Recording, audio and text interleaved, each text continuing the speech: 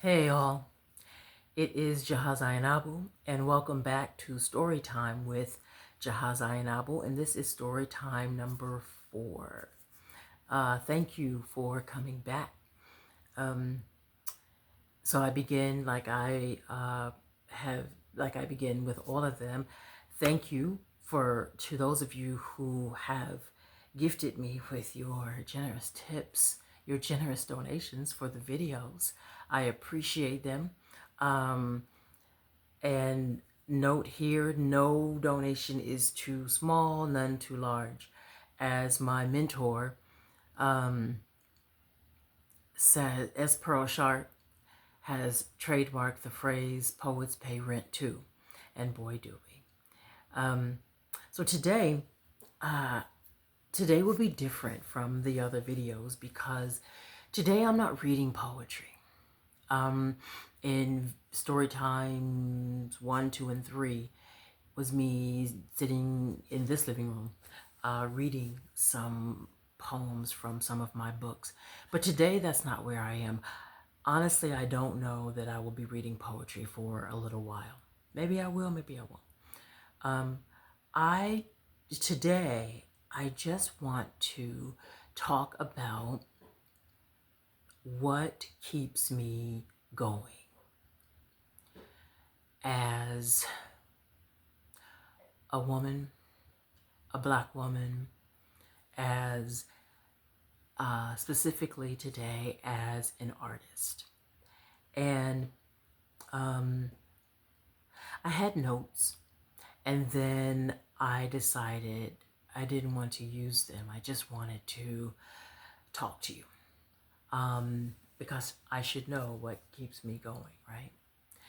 So, as an artist, I am really in love with projects. I think that I have always been. Going as far back as, first of all, I have always known that I was going to be a writer. Always, always. There was never a time I wasn't going to be a writer. I did not know that I would be a poet until maybe 10th or 11th grade, when I was introduced to Nikki Giovanni's work. I read Ego Trippin' and it was over. Nikki Giovanni, I think, is why I am a poet. I grew up studying poetry in school, but it was always Shakespeare or someone like that. No diss, no shade to Shakespeare. I do like Shakespeare, but I didn't see myself or my work in his work. I thought, if that is poetry, then I am still looking for my artistic voice, or, you know. And then I read Nikki Giovanni, and I was like, if that, what? You know, just here was this woman who was expressing herself and being a Black woman and speaking how Black women that I knew spoke. And she was fearless about it. She was proud about it. She was unapologetic about it. She was, and until I found my poetic voice, I was like, how can I Nikki, you know? So that is how I became, I mean, that was one of my influences to being a poet. But I always, like I said, was going to be a writer. The only writing that I knew that people, you know, growing up as a kid, pardon me, the only writing that I knew that people could make a living from was novels, like being a novelist. And I did not know or believe really that that was my particular talent. But if that's what I had to do to be a writer, then okay.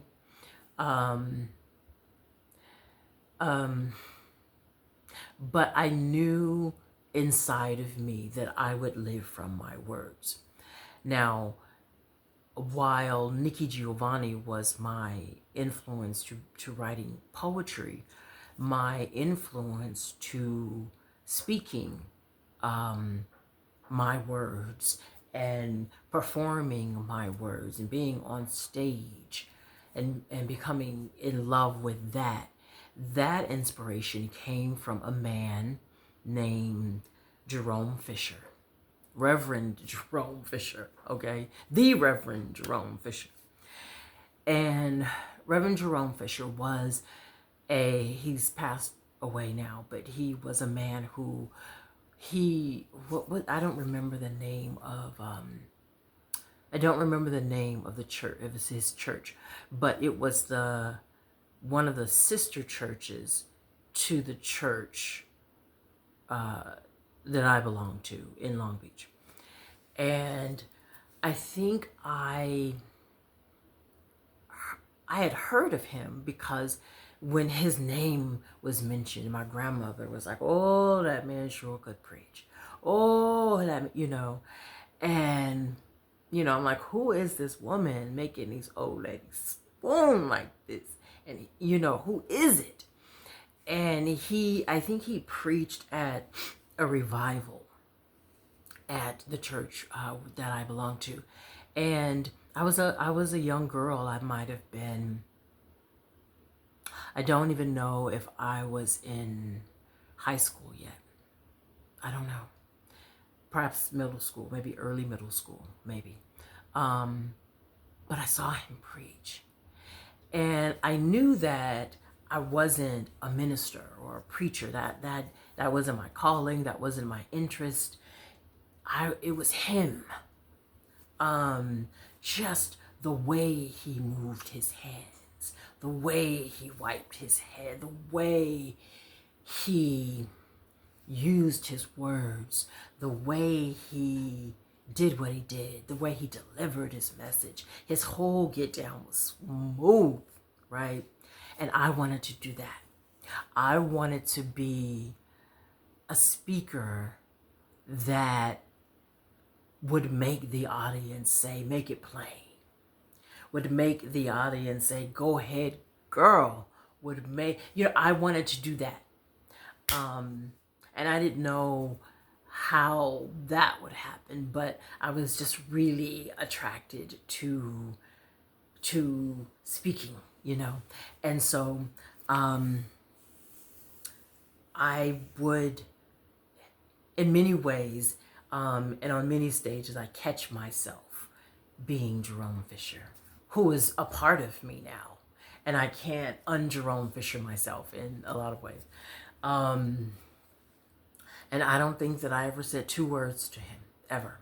I don't think, he would never have known me, but he was a heavy influence in my performance life. So back to projects. What keeps me going? What keeps me going are projects. And I think my earliest projects were journals. I was a journaler, if that's what it's called, from way back, from the earliest time I can remember, from when I remember writing from the beginning.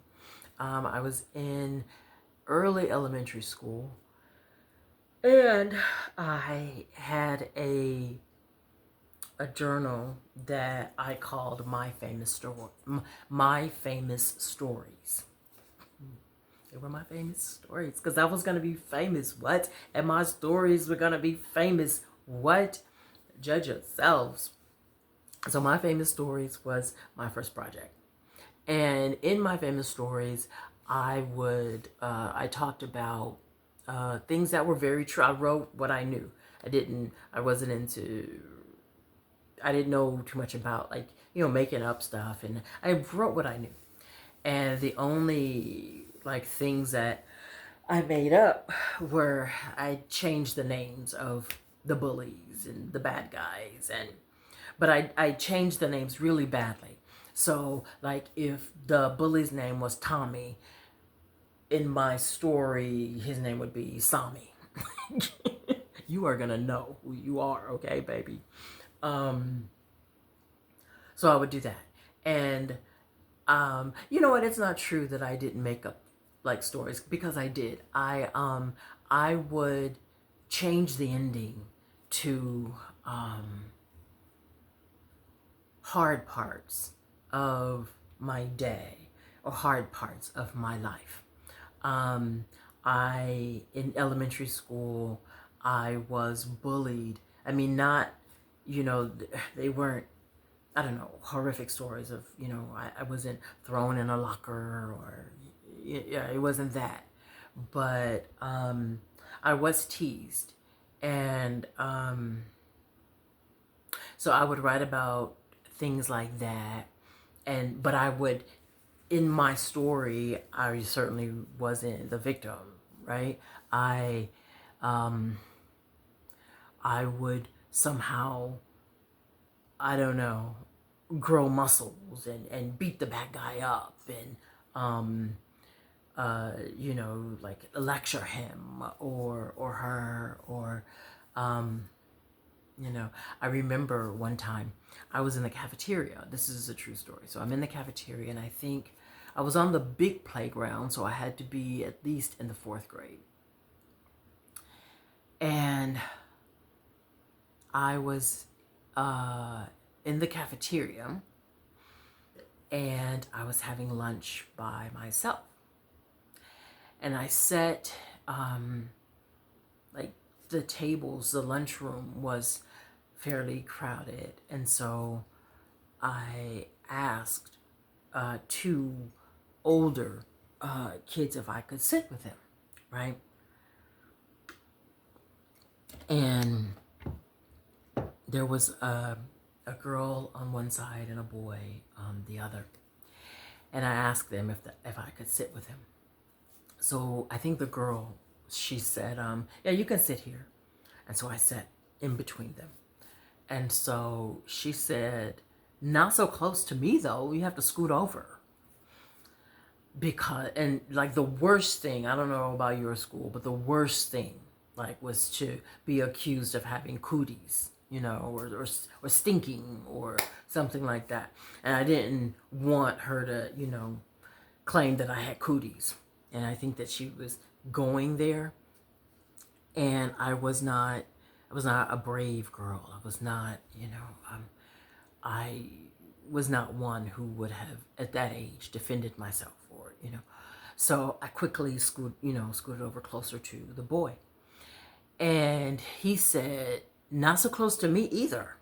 So I scooted closer to the girl. So they played this game of scoot over, scoot over, scoot over, scoot over.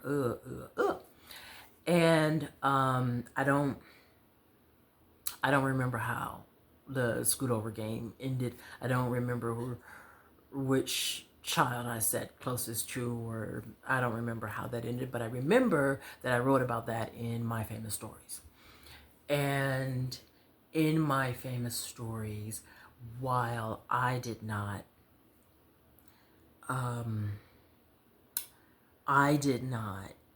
beat the kids up, I created an adult who showed up and defended me, and she was the lunch lady. And we did have a lunch lady, and the lunch lady that we did have was not a lunch lady who would have defended me, but I created one who would. And I created a lunch lady who would have stepped in and said, hey, you don't treat her like that. And so in my famous stories, she came to my defense. And so my stories were a lot like that. Yeah, my stories were that. They were me recreating a new ending, a new truth, a new just creating the life I wanted and characters I wanted in my life. I did not have language for manifesting or things we say today. I wasn't in my mind intentionally doing that. So my famous stories was my first project, and when I create a project, I need an end to the project. So these days I create year-long projects. Like it'll go from here to here, from January to December, but back then the project was really the length of the journal. So but I had to complete the journal. There's no, you can't have empty pages, blank page. You have to complete the story, or it's not finished. So I don't remember how my famous stories ended, but when it ended, there was a new journal filled with I don't remember. Probably lists of some sort. I love lists, and I have always loved lists. So probably I do remember as a child having a journal of like things that I wanted. Not necessarily Christmas gifts, but things that I wanted. And they went from a new bike to not world peace, but whatever, my young version of world peace was. Like everybody being nice to everybody. Is always, I needed people to be nice to me. Shit. So that is, that is how, those are, were my early projects. As an adult, I'm going to fast forward, perhaps I'll go back later, but I'm going to fast forward to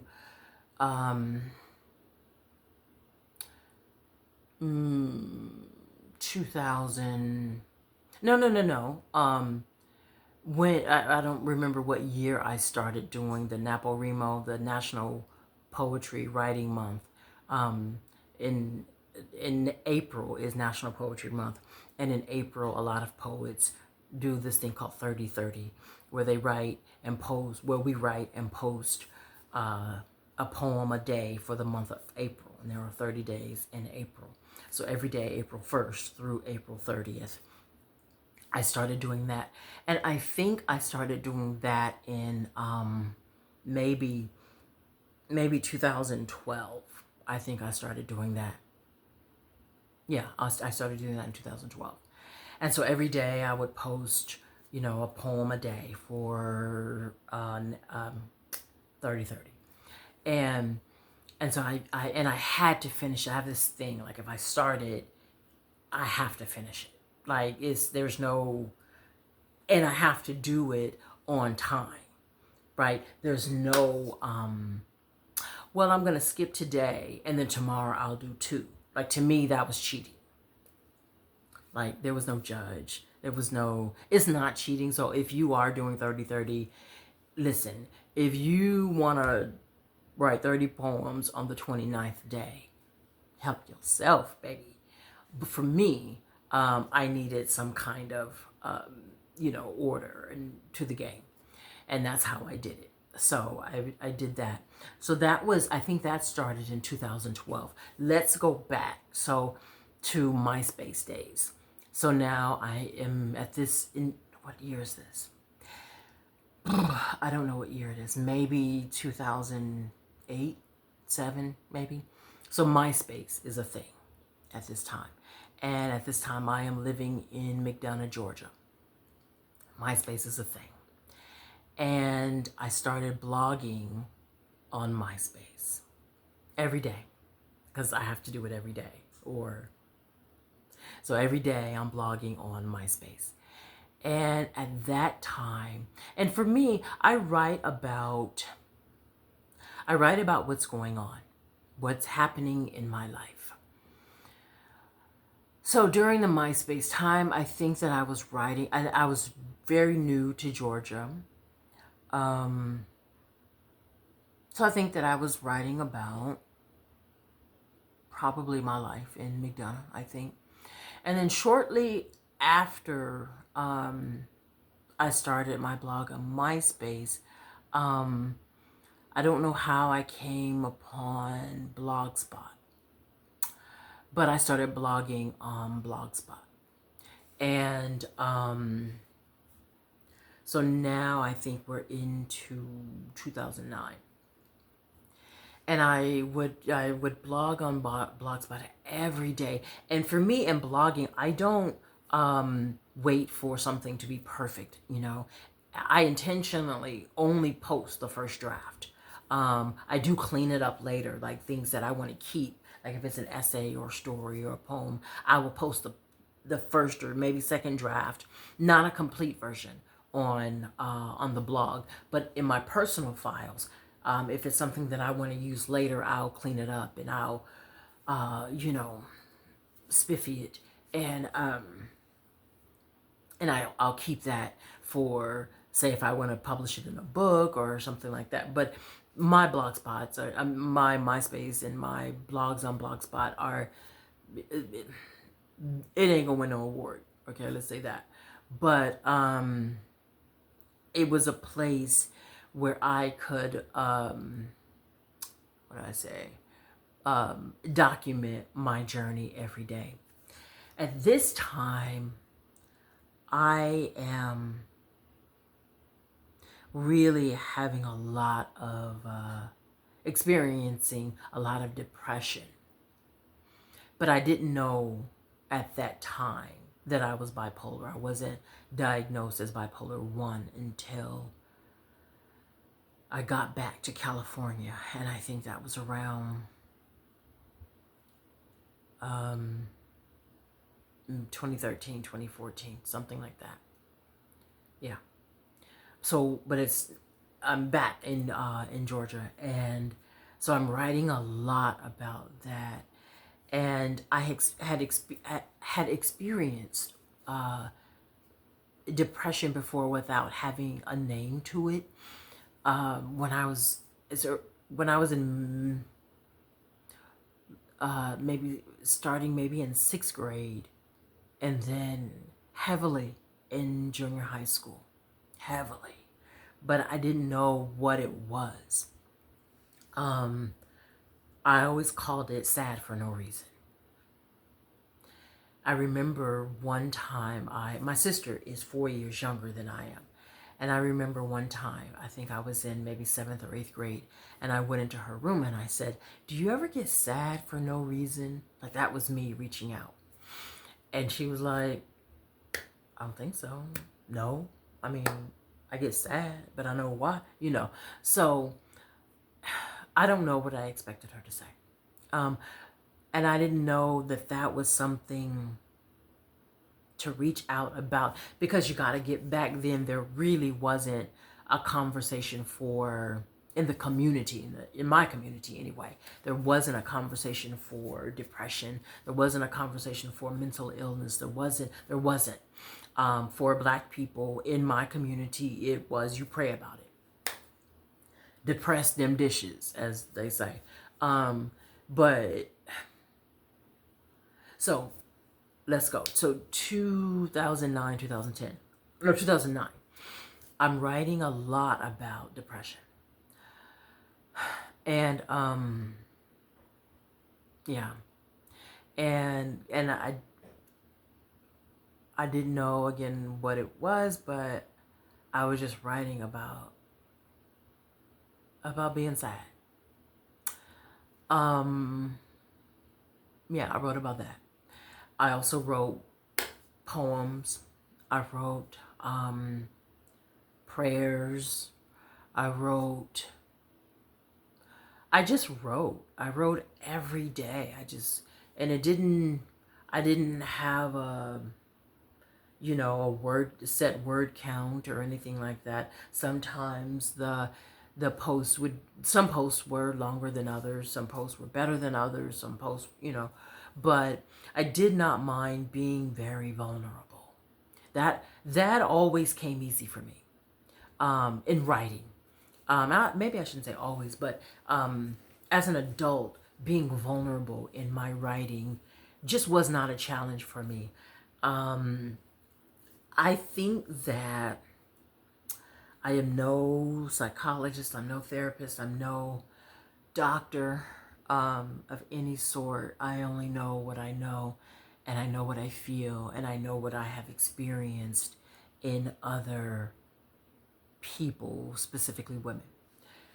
I find that women who have experienced, especially childhood sexual abuse, tend to be less afraid to be vulnerable.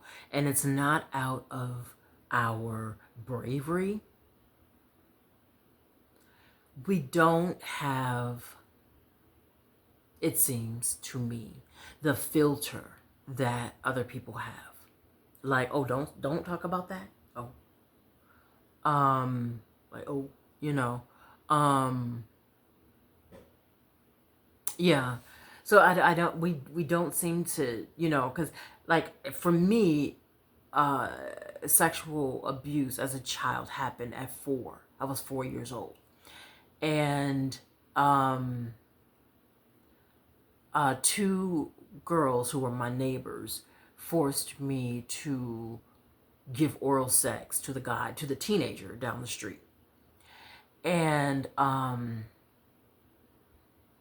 so for me, like, I just didn't, I don't know. And I just, it's just what I see. Like, even in other people who have been abused sexually as children tend to, like, kind of tell it. Because for me, it just kind of landed like, I can suck this dude's dick, but I can't talk about this. And I don't mean to be crass about it, but that's what it was. And so, go back. I just didn't have, I don't know that that's the explanation, but it is what I've seen even in other women. Like, it's easy to talk about. Nothing was, off the table. So where was I? I didn't have a problem. That's where I was. I didn't have a problem being vulnerable. So that's what I talked about in my blog. If you want to check it out, it is, what, I don't use it anymore. www.jahazworld.blogspot.com. JAHAS world.blogspot.com. Yeah. So I think that I stopped using Blogspot in 2020. So I think there's a lot of like pictures of in like my paintings. If you go to it, the first like several pages are pictures of my paintings and stuff like that. Yeah. And and speaking of my paintings, I'm gonna say something about that. So one of the reasons I post is because so that I can go back and so that other people can go back and see growth. I can see, steps where I have grown. And that's when and speaking of painting, so I'm also a painter, I'm a visual artist. Painting is not my first creative language. I wasn't born, this savant. I came out getting my Ernie Barnes on. I didn't do that. But I always loved art. I always loved to paint. And I wanted to get better. And so I started painting. And I remember when I started painting. And so and they are not good. Like my early work. I'm not saying that my work now is stellar, but it's a lot better than where I started. And if you look at, excuse me, if you go on my blogspot and you'll see some of my art, and then you go to my Facebook and you see some of my art there. There is a measurable difference between then and now. And and that's because I paint every day. That's because I produce art you know how I am about every day. Okay, baby. So I do it every day, and you just get better. I mean, I don't know that practice makes perfect, but practice does make improvement. So that's why I don't mind posting bad poems, bad paintings, because I'm not stuck there. They're gonna get better. On my blogspot, I have some. I started writing. I don't remember what year it was. If the I don't remember what year it was, but I started writing this. I wanted it to be a film, and I called it The Nickel, and it actually was really good. And then I did finish it, and I later, years later, I ran across it, and I just didn't. While I thought the story was interesting, I didn't believe in it anymore. I mean, I wasn't that kind of writer, and I didn't believe in that kind of story anymore. I think in the story, what happened? I could be saying this wrong because I wrote The Nickel so many years ago, but I think in the story, two women were kind of like competing for this guy. And that is not a story I would write today or even read, really. I just don't get down with that kind of like women competing for men kind of stuff. I don't do that.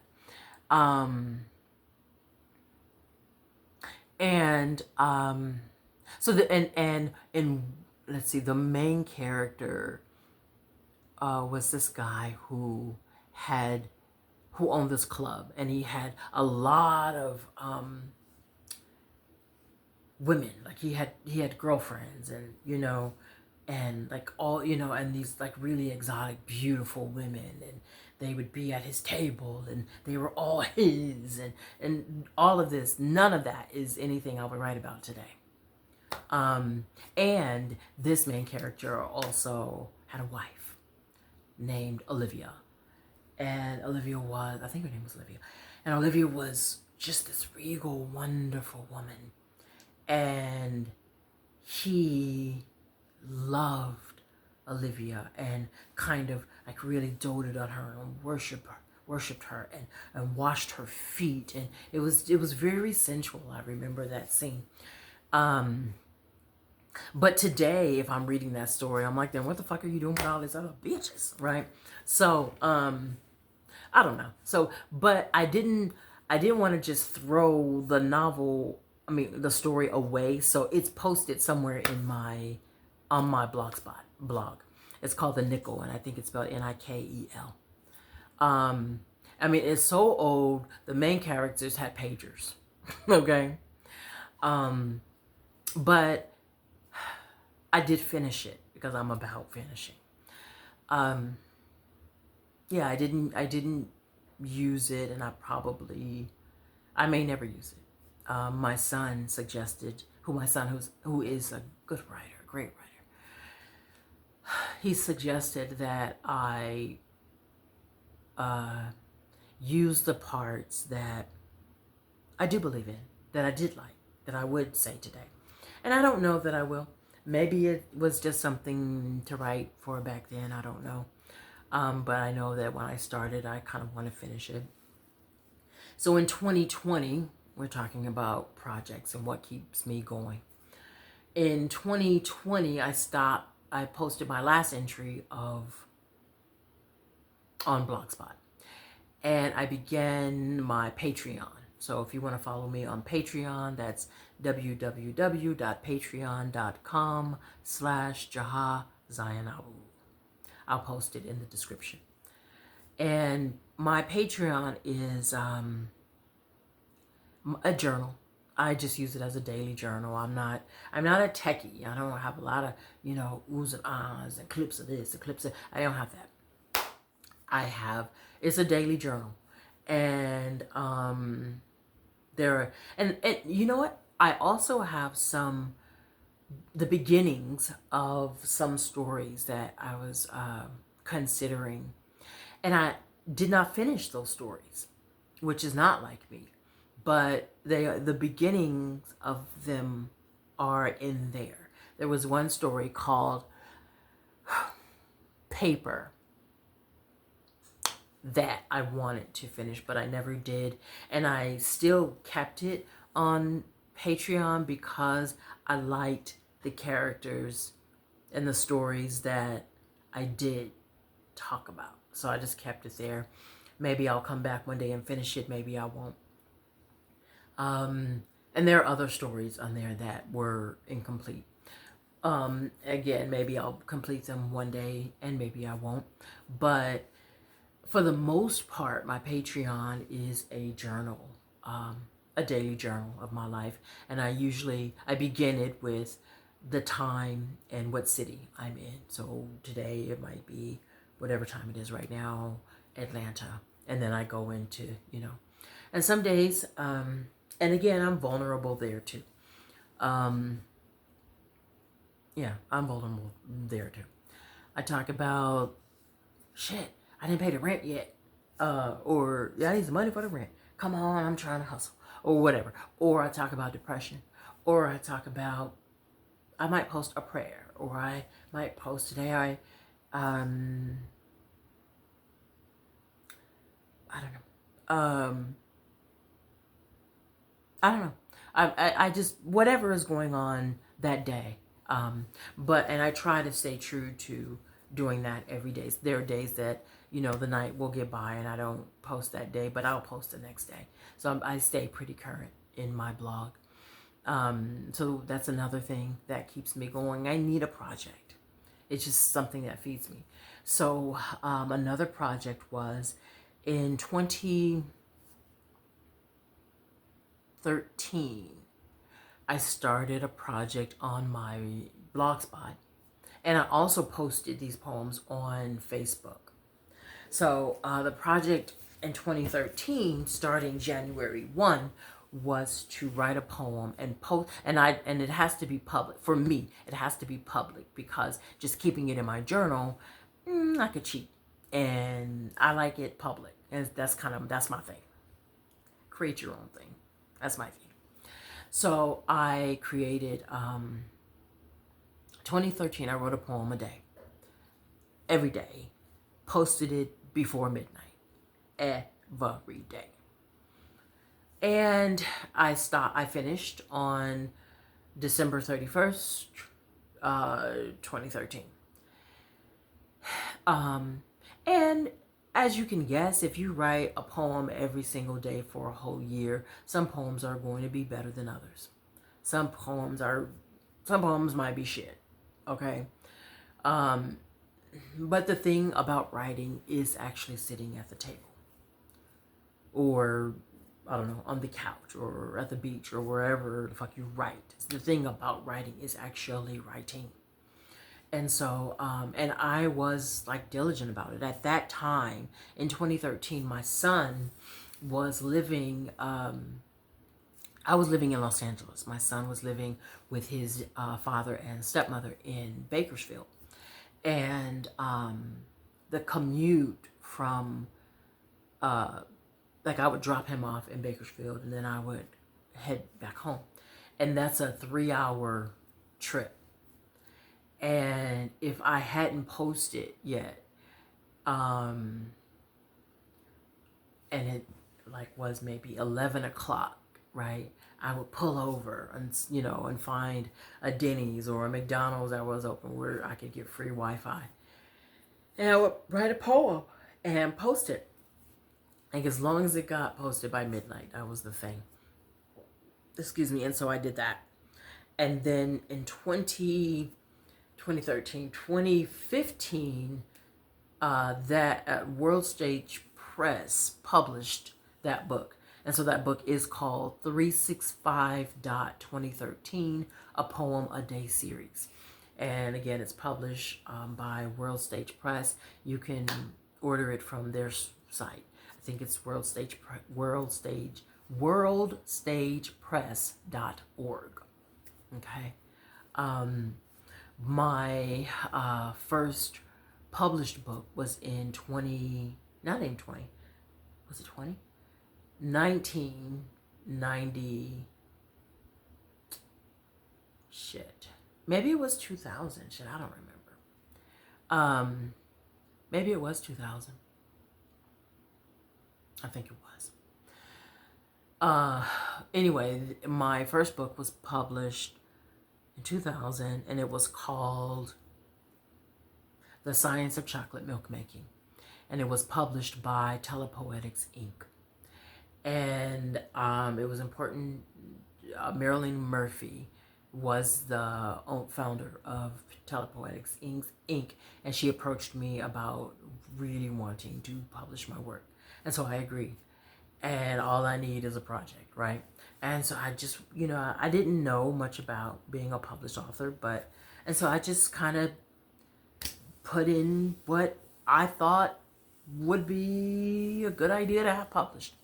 And I finished it. So if you are taking any of what I'm putting down, it is finish it.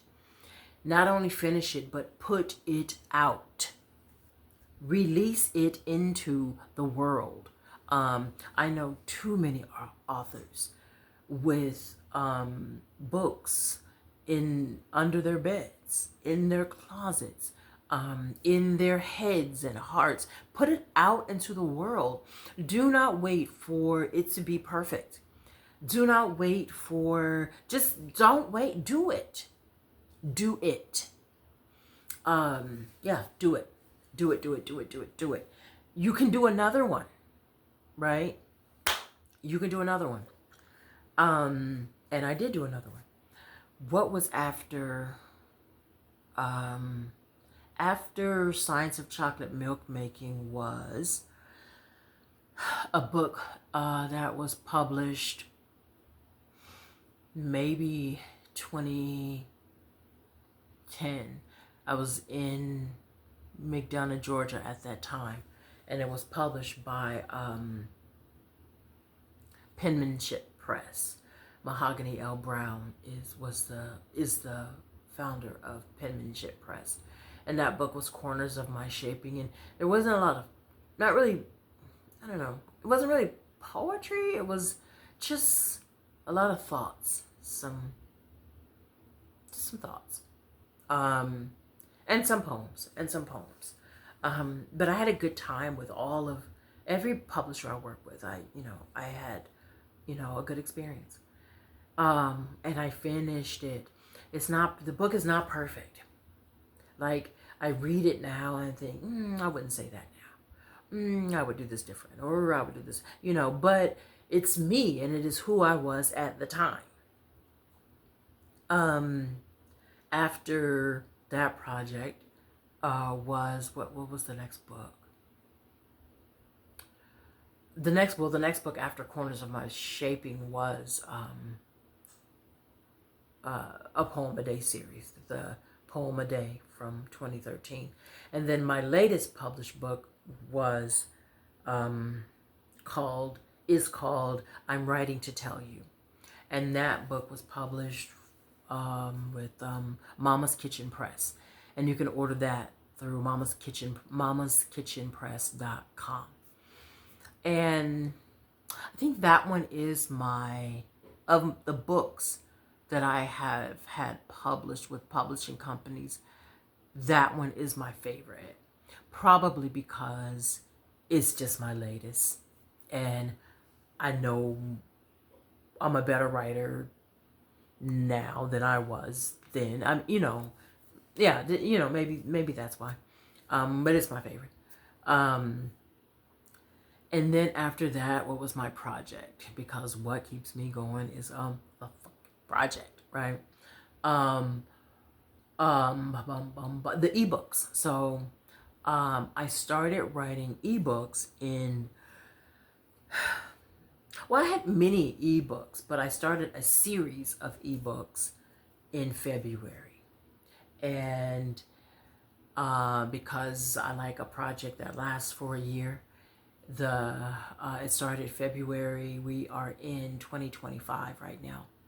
So it started February 2025, and it's going until February 2026. So there will be 13 books total. So I just released the 5th book because this is June. So February, the book was Poems on a Night in Georgia Like This, and it is a collection of poetry. March, um, February, March. A collection of personal stories called Deep Down Memory Lane. April, I released In the Village of My World, and that is a collection of fictional stories. April, May is a collection of, it's called Sweet Hallelujah, and it's like peace, kind of praise, worship poems. April, May, June, this month, I just released Love is Revolution. And next month, I will release, for July, I will release Who I Am. June, July. August will be Musings of a Black Woman in America. September will be a collection of letters and poems called Dear Robin, Robin, Robin. And it's called Dear Robin, Robin, Robin because my given name is Robin. And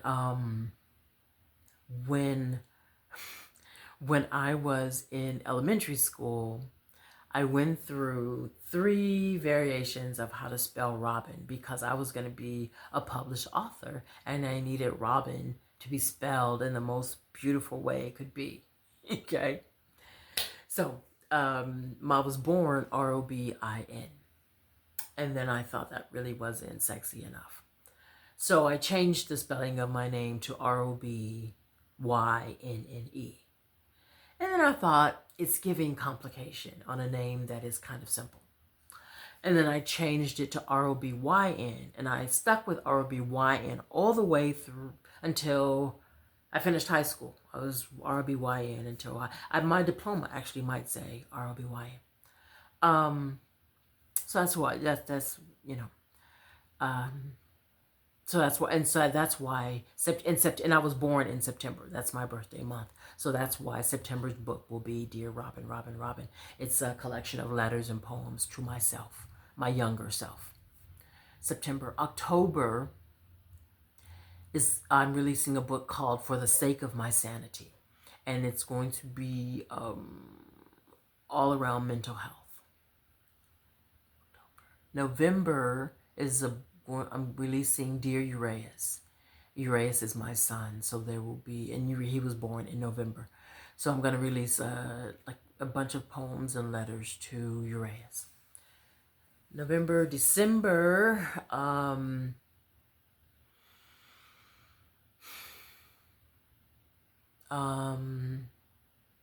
the book for December is called Rest as Rebellion.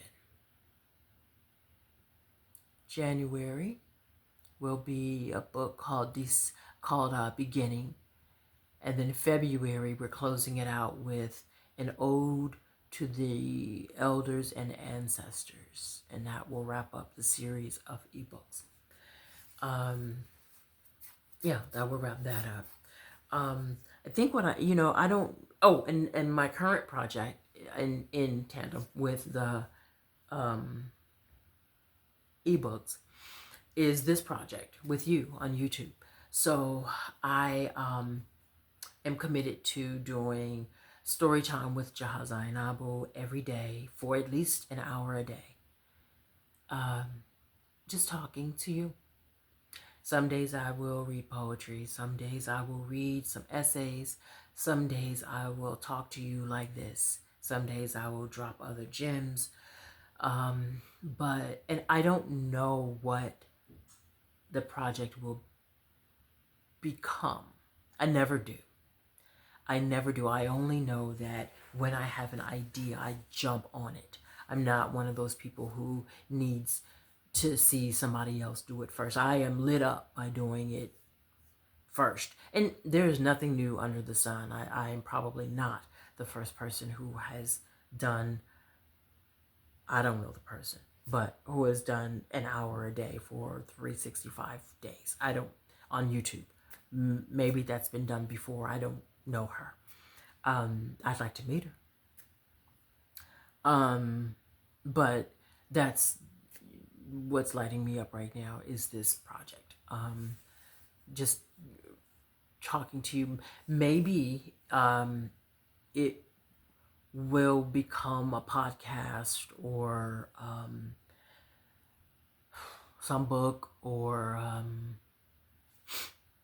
I don't know. I don't know what it will be.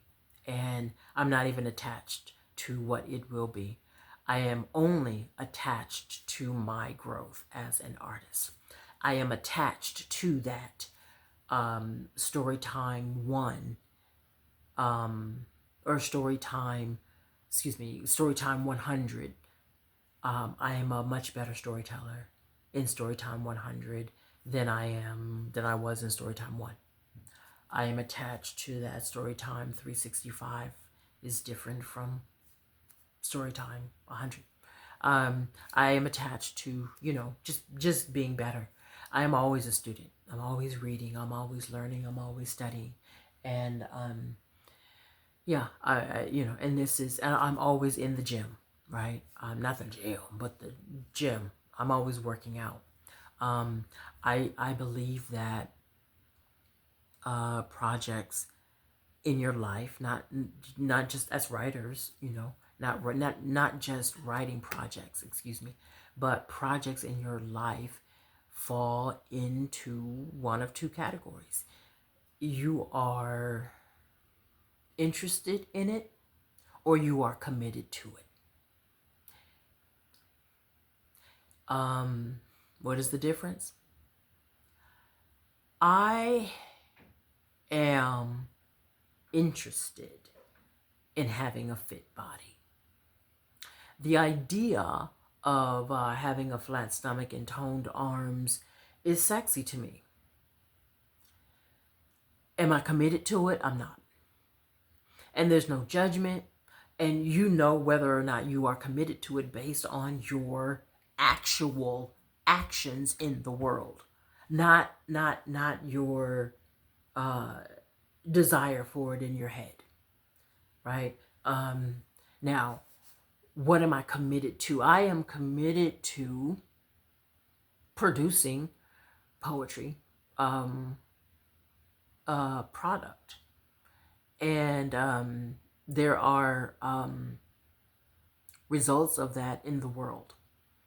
When you are committed to something, you really don't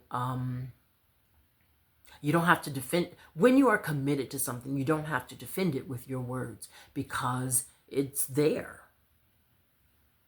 Siri, pull up Google Jaha Zainabu and the shit is there. Okay? But if somebody said, no, Jah, you're not committed to having a fit body, I would have to say with my words, yes, I am, because I want to be healthy and I want to, it's all, I would have to use my words because I don't have a waistline that says you are committed to this. If my body is lying flat on the coroner's table, he does not look at my body and say, clearly she was an athlete. Clearly. He doesn't say that. So it's like your commitment just shows. Your commitment, it shows. It speaks for itself. So I don't know. And, I'm sure, a hit dog will holler in the comments, nah, that's not true. Okay, hit dog. For me, I'm speaking for myself, okay? For me, I am interested in something or I am committed to it. And I don't judge myself either way. Um, when I am when I am working on a project,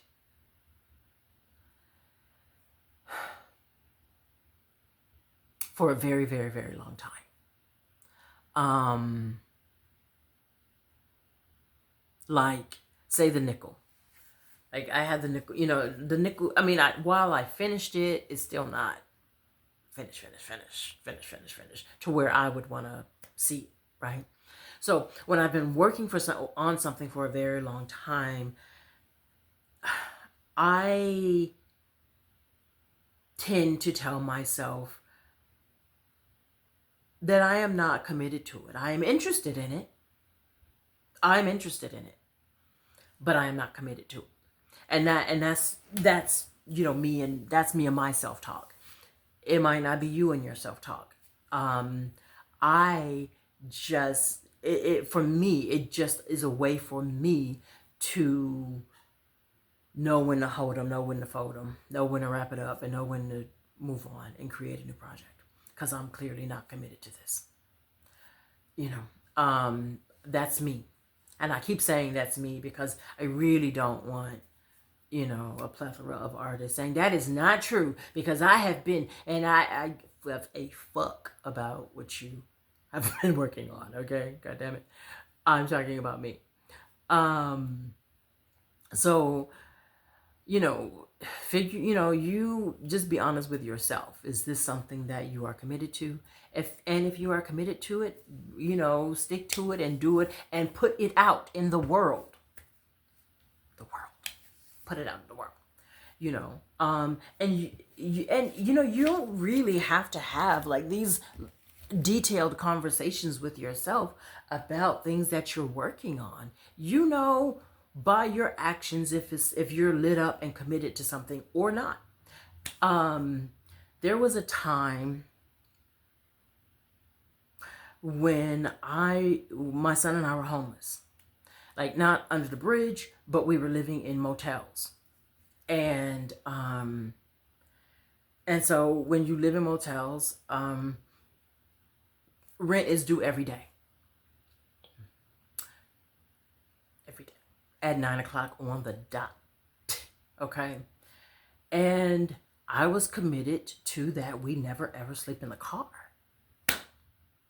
And so my actions showed that. I was a hustling somebody. I was a selling art and selling books and teaching classes and cleaning houses somebody.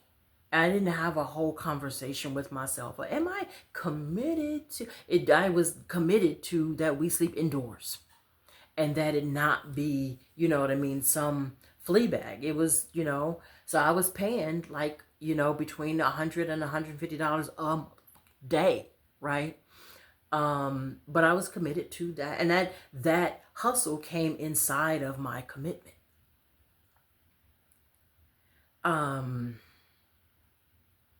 Yeah. Um, so you have to, and I don't want to go into that time of my life, but it showed me. Rent was more than a good idea. It'd be nice if I paid rent tomorrow. It was more than a good idea. It was more than something I was interested in. It was something that I produced. So poetry projects for me show up as more than a good idea. And for me, I get a project that I'm lit up about, and that's all I need is to be lit up about it. I don't go into the details and how will I do this? How will I don't study for a month and how exactly I'll execute. I get the fuck up and I do it. And for me, that's the only way to do it. You might be a different person. For me, it's the only way to do it, because the more research I do, the more I probably will be discouraged, because I really don't like projects that don't scare me a little bit. It would be easy. I need I need the project to scare me a little bit, because it's gonna grow me a lot. I need the project to present itself as, I don't know how I would possibly do that every day for a year. How the fuck would I do that? I need it to scare me like that. It would just be easy for me to say, every day for a year, I'm gonna give a motivational thought on TikTok. And if you are giving motivational thoughts on TikTok, bless your black ass life. And I am not mad at you. Please keep doing it, because I love them. I love them. I am saying, for me, myself, that does not present itself at me talking on TikTok for a minute, and posting for a minute, and then shutting my phone off and going about my day. Doesn't scare me. So don't come for me if you're getting your motivation on. Don't. Just keep doing you. For me, an hour a day scares me a little bit, because the truth is, it takes, if it takes more than an hour to produce an hour-long video. I don't do any editing, by the way. I don't even know how to do editing. So if there's an editor, I don't know how to do any of that shit. But you got to talk into the camera. You got to set aside an hour, and then you got to post that shit, and then so it takes more than an hour, So, and every day, and I got to ask myself, or part of the fears that come up, are, what about those days that I don't feel like it? What about those days that I'm depressed, or I'm down, or I don't feel like looking into a camera? What about the days I don't have an hour's worth of shit to say? All of that. But I am lit up about this, and I'm gonna do it. And I thank you for being here with me. Yes, you can tip. Yes, the donations are appreciated. All of my pay handles will be in the juicy description box. And love yourselves today. Mean it.